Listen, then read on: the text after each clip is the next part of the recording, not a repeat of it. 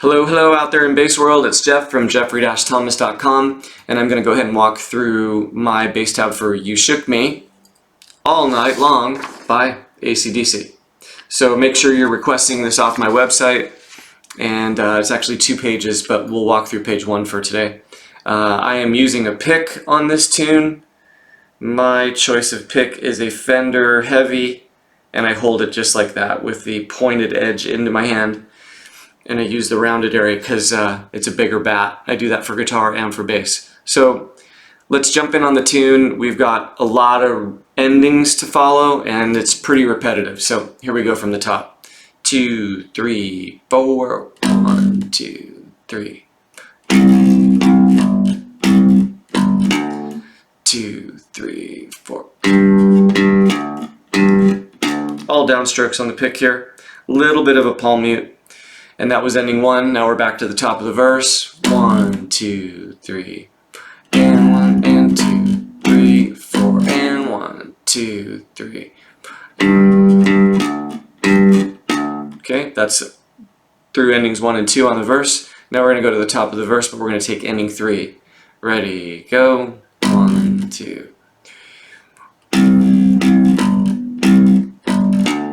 2, 3, 4. Okay, so right there, juggle my fingers around a little bit for that first measure, ending 3, and then 1, 2, 3, 4. 2 and 3 and 4 and 1 and 2 and 3 and 4, and just a build up on those 5s, and then you're in chorus A.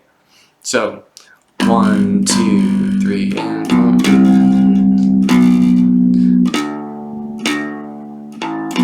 Ending 1.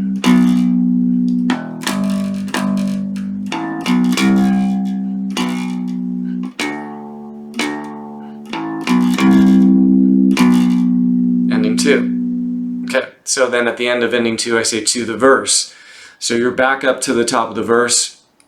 You're going to play endings 1, 2, and 3 all the way through the build-up, which is going to take you to the first measure of the 3rd line. And then you're going to take chorus B, which is slightly different just because of the repeated content. They repeat it 4 times instead of twice. So just writing out that chorus an extra, 2 times. So here's chorus B.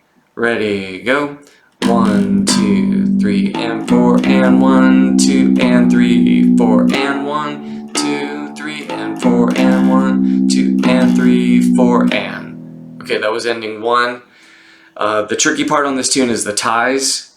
Just making sure that you're holding the notes over, and you can, hear me counting this, right? So that's how it should be thought of when you're going to go ahead to play it, unless you're just using your ears, which is fine. But I like all my students to make sure that they're counting and they understand what the heck I've written down on the paper, right? So chorus B has the same ending 3 times, endings 1, 2, and 3, and that's going to be 1, 2, 3, and 4, and 1, 2, and 3, 4, and 1, 2, 3, and 4, and 1, 2, and 3, 4, and then you pop that 6th string open to restart it. Now, when you go to your 4th time for chorus B, you're going to take ending 4. So let's go ahead and go to the top of chorus B, and then we'll go into ending 4. So ready, go. 1, 2, 3, and 4, and 1, 2, and 3, 4, and 1, and 2, and 3, and 4, and 1, and 2, and 3, and 4, and then at that point I think we go right into the guitar solo, which the bass player is supporting the guitar solo with basically the groove for the verse. Actually, sorry. It's different. Sorry, never mind me. It's totally a different lick. And there's definitely a cool groove going on for the guitar solo. So that's on page 2, and this gets you started with the tune. Pretty simple, but there is definitely some rhythmic code here that you want to follow, and some structure, right? It's highly repetitive, so you've got to make sure that you understand the ending, how to read through the endings, which is all here on paper for you.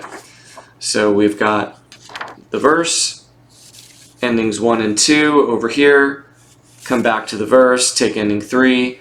So all of this mumbo jumbo is mapped out on the tab. So make sure you're requesting that and following through because, well, that's what musicians do. They read music. And I will catch up with you if you need any help on this tune. Just go ahead and hit me up and we can jump on Skype and get some work done. All right, thanks.